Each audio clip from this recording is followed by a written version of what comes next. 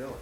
Well, we don't have power at the coils, and this motor will not start for the video if you don't have power.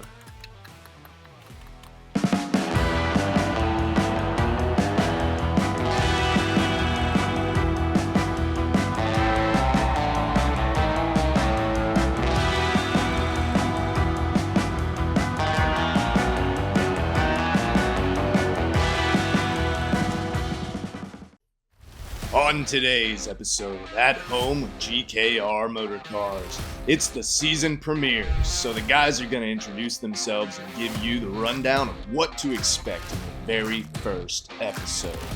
On this episode, the gang takes on the 69 Camaro and hopes to get that puppy brought back to life. Will they complete the task? There's only one way to find out. In the meantime, there's some cool interior and exterior to check out, so at least you'll get to see something complete on this build. Meanwhile, the 1970 Chevy Impala is back in the building for a few upgrades and tune-ups, and you'll hear that engine purr. So take a seat, buckle up, and enjoy the ride.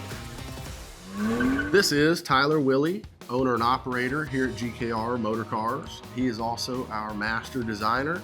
He also created this dream so that we could build cars and be passionate about it and get paid to do it.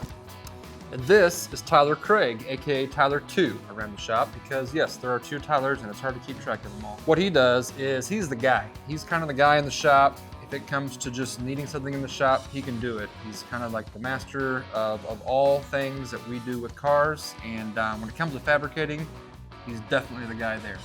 But what is GKR? Well, GKR is mixing business and cars. We like to make a good living building cars, having fun with cars, and anything to do with cars. So whether it's building custom cars like Dave Kindig for a customer, or flipping cars like our friend Richard Rawlings, we do it all. It doesn't end there. If you keep watching, you'll see exactly what we do, and it's a lot, so let's go. All right, before we get too far into the cars, I would like to introduce you to one more person, and that is Jason Mecklin. He likes to say he is the jack of all trades, master of none, but I kind of disagree because he is a master of a heck of a lot of things. And it's just nice to have him as a resource when it comes to wiring, mechanical, interior, exterior, paint, body, I mean, whatever it is. With that being said, let's get into the cars. What project should we start with? Lunch sounds good. Okay, after lunch. What should we start with after lunch? I guess we could do the Camaro. Let's do the Camaro.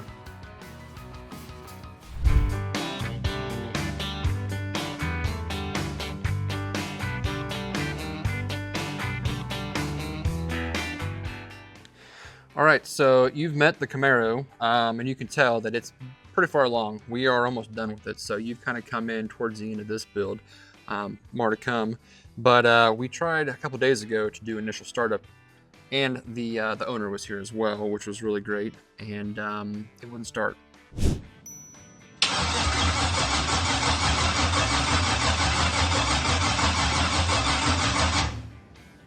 So what we're doing now is, after working through Holly, customer service and everything, we figured out there was something wrong with the initial tune, which I did. I'm pretty sure I didn't mess anything up, but it wasn't, we weren't getting sparks. So there's something wrong with the tune.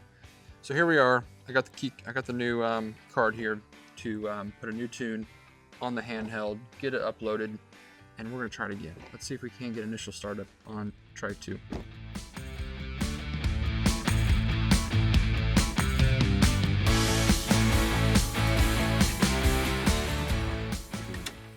We're gonna burn her down. Are we leaking it all? I didn't see a leak. Because I had to really crank it down.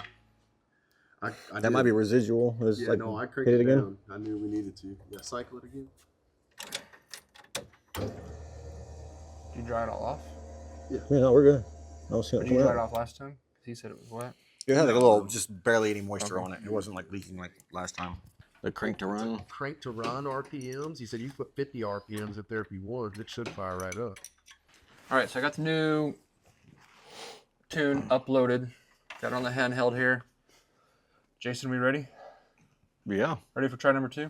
Should go or should blow. All right, let's just do it.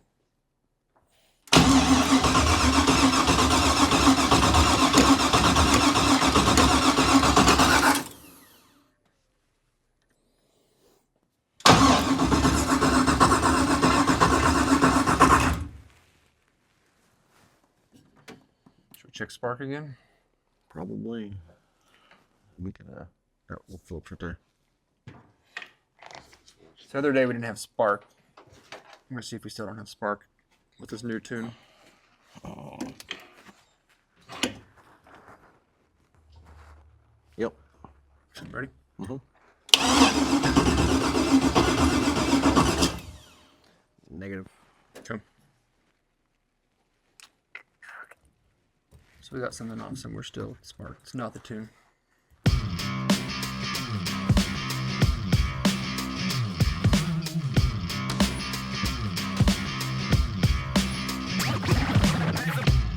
Let's do it.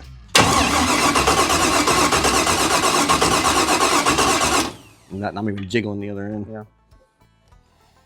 Well, No spark. I mean, it just seems to me like Jim's truck. Like we kind of struggled with it. I don't. Well, he was getting spark, and we've already tried max voltage. We're not getting any more voltage in that battery. I just don't And know. it's at a point now. If it's set for a month, this is the voltage it would be at. We got to get it figured out at this voltage. Yeah, I wonder if that, like that setting, the crank to start, a little too high. Which it might have been what he adjusted anyways too. Could have been.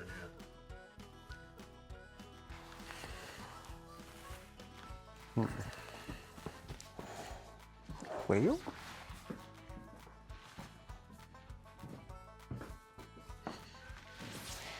this might be a stupid question, but we checked them fuses in there? Oh, it was in there when we were trying it. Oh, I was about to say.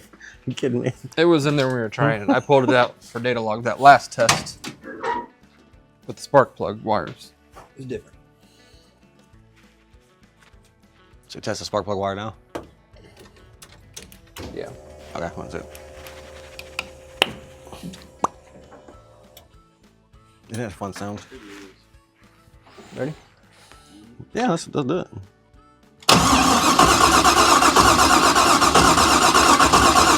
Still nothing. Yeah, we're not getting spark. Yeah, there's something else. I just don't. Because he said yesterday that all the sensors were working as far as he could tell. Mm-hmm. But did we check this stupid question? Fuses, maybe? Ignition fuse or something? That's. The only fuse on the Holly system is the one that gives it power. Okay. 'Cause there's only the one. Because I know we got the painless and the Holly put together. I didn't know if there was like something that might be on the painless side that would. Painless, no, isn't connected to it. Did I give you that light back? Probably stuck it somewhere. That magnet. I still feel like I smell strong fuel. Stronger than it should be at this point.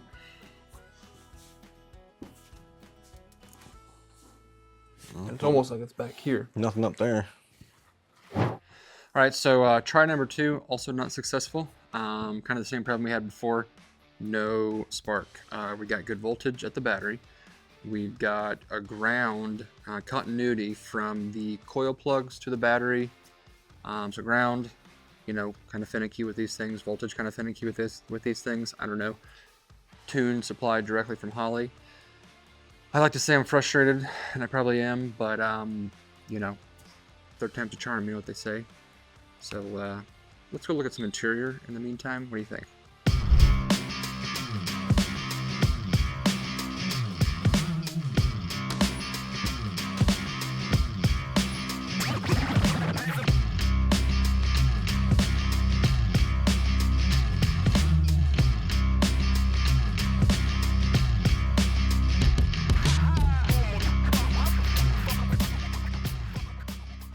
All right, so to further introduce a little more of what I do here as the founder and owner, I'm a big part of the design part of this stuff. We all do everything really, but my favorite thing is design. And like if you've ever built a home, you get all these little swatches of paint colors and fabric colors and floor colors, these little pieces you kind of put together and what mixes together. you're coming in at the end of this project. So this is where we are. We're well past that part, but this, before it's all installed, kind of is that on a grander scale. So biggest thing is the green. We started with that. The customer really wanted a badass green, and this is a badass green. It's actually a Jaguar British Racing green. It's Jaguar, so it's probably one of their multiple British Racing greens they've come out with. But this is perfect. It's got a lot of pearl in it. Super deep color, just absolutely beautiful. And then I got said swatches from earlier and found a color for interior based off of like a dark tan chocolate color that the customer was asking for. We laid it up against this paint after we didn't even, like, we literally did not pick on interior until this paint was on. So we wanted to put this swatch on this color to make sure it all looks right, because for me, my favorite position of a car is over there where Tyler is, at the driver's side front. When you look in, you see the steering wheel, you see the interior, you see the, you know, the front and side of a car. That right there is my design view that I like to kind of build around, make sure everything there works well. The old blue Bronco we had, it was a bright blue car, super rich tan interior, and then a wooden steering wheel. Those three elements work so well. That corner image was just perfect. So here we are with the seats, the red calipers, the kind of chocolate tan interior seats, body or door panels over there that'll be black with the same chocolate interior on the inserts. So it all kind of ties together. And we're gonna bring in some like chrome, brushed nickel kind of stuff, not necessarily chrome, but more brushed on the interior. And then finally, we Cerakoted all of our trim and bumpers to kind of match the gunmetal kind of texture on the wheels. So it's all come together now. I wish you were a part of seeing it all come together, but this is what I love to do right here. I love it.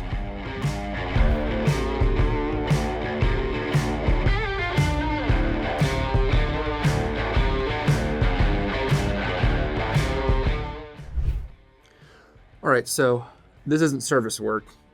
It may look like it, but we don't do service work. This is a side project. This is a 1970 Impala project that's actually been in the shop 2 times for different custom upgrades. And essentially, what I mean by like side project is that it's not a full nut and bolt, top to bottom, front to back build like the 69 Camaro is. It's a handful of things that get upgraded.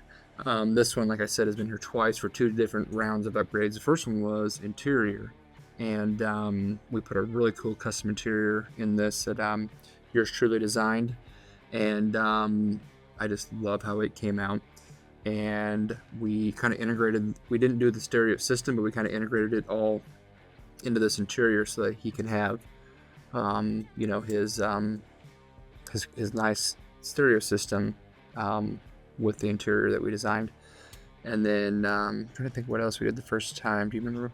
You weren't here then, but oh, he had trouble with the airbags at the time, and we replaced those. But it was also at the time kind of an old style that just it worked for the time, and we fixed the leaks, but it was just a really old style, and it had, I mean, what had like 12 switches? Yeah, it had like 12 switches on it, something like that. And it was just not, you know, it held him over for a while, but he came back ready for a new system. And this time, Tyler here installed a Ride Tech full bag air ride fancy on your phone system. The motor that was in it before was like a 305 that wasn't really that great. It didn't run well. Had an old carburetor, you know, it would start and drive, but it just wasn't efficient. So we did a 350 that we had laying around. Good motor we took out for an LS swap in another project. So we were able to give it to him at a pretty good price.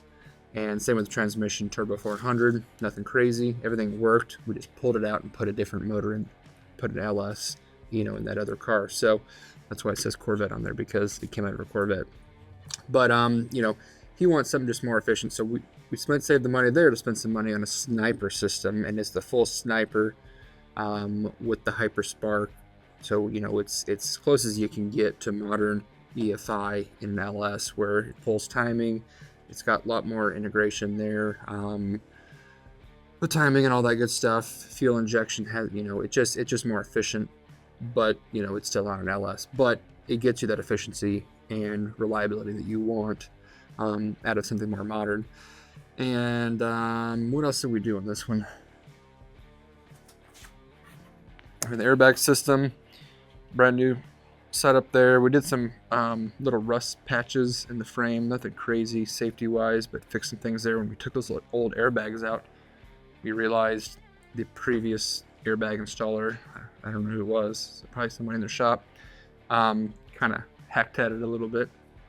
So we fixed that, cleaned it up, because really there were a few sharp edges where those airbags go that could have really like cut the airbag over time, rubbing up on it. It was that close. So fixed that. And then just some little stuff, you know, the door wasn't quite shutting right. Little things here and there. It's got a beautiful paint job. You know, I would love this paint job on a car. Fix a few things here, you know, the prep work wasn't quite there, but they laid down some great paint, so we kind of fixed a few things there. But that's kind of what we do as well. We kind of fill in spots, you know, if we're waiting on parts and the big builds and stuff like that. It's nice to kind of have these side projects here. Sometimes we even bring a side project in for a day. I'm doing a lift on my buddy's 2023 F-150. It'll be here for a day. I'll put a new lift on it. He's putting bigger wheels and tires on it. He wants to put a skid plate, rock guard, all that good stuff. Just, you know, a few little custom things. That's all bolt on in 2023. Those bolts come right out. We won't have to have anything rusted in. So it's kind of nice to have these little side projects, and we'll introduce them throughout the year, throughout the you know, the season, and just kind of see what we got going on around here. But I think we got this one right. I think she's good to go. All right, let's see what we got.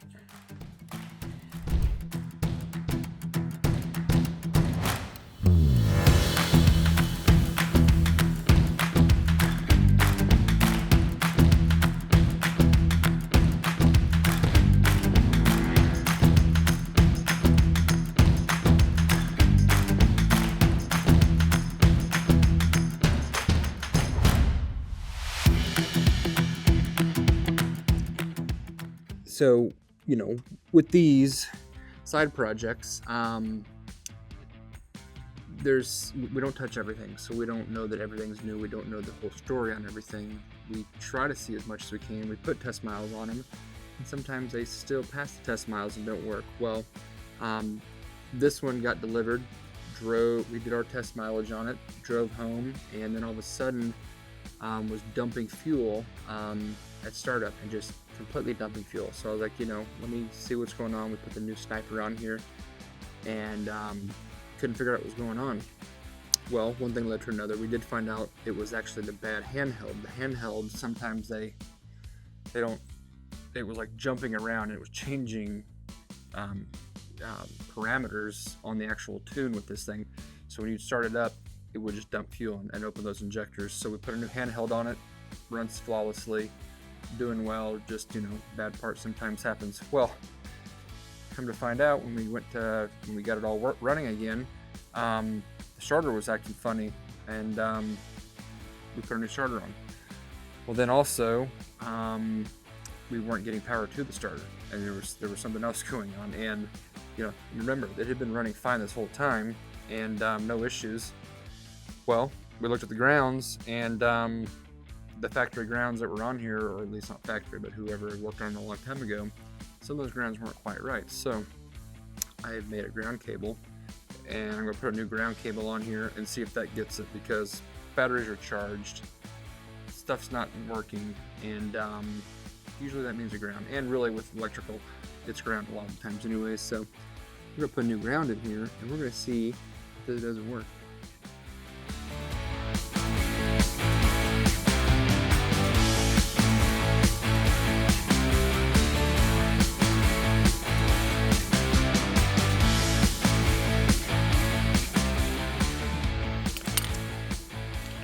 Trust me, some of the setups on these side projects stress me out, because you've seen the Camaro and the high-end builds that we do. But with these projects, you know, they've got much smaller budgets, and we gotta kind of not cut corners, but we kind of gotta let some things go that may bother our OCD minds. And as you can see, from the filming here, there's probably a few things you're like, what the heck's going on? But everything works. It's great. I love it. But it still bothers my OCD mind. All right, Tyler, can you please try starting this? Let's see if this ground worked.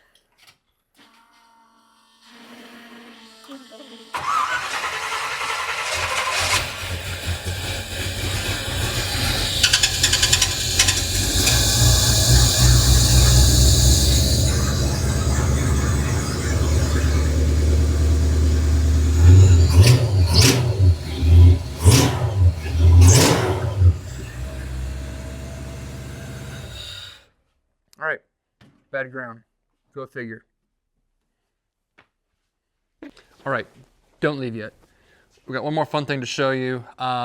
We are professionals at a lot of things, high-end builds, side projects, flips.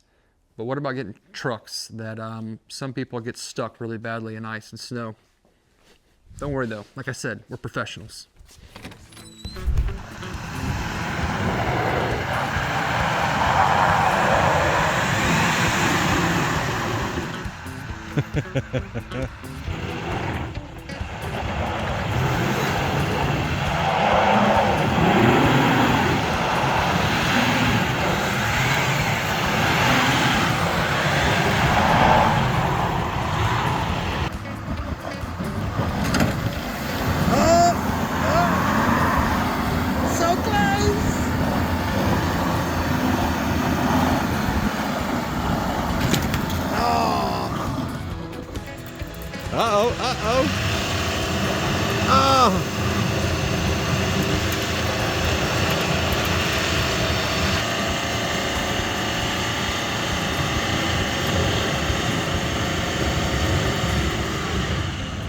Digging again. It almost worked.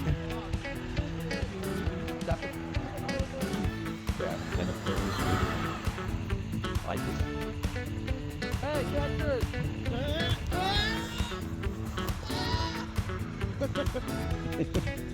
Smoke signal!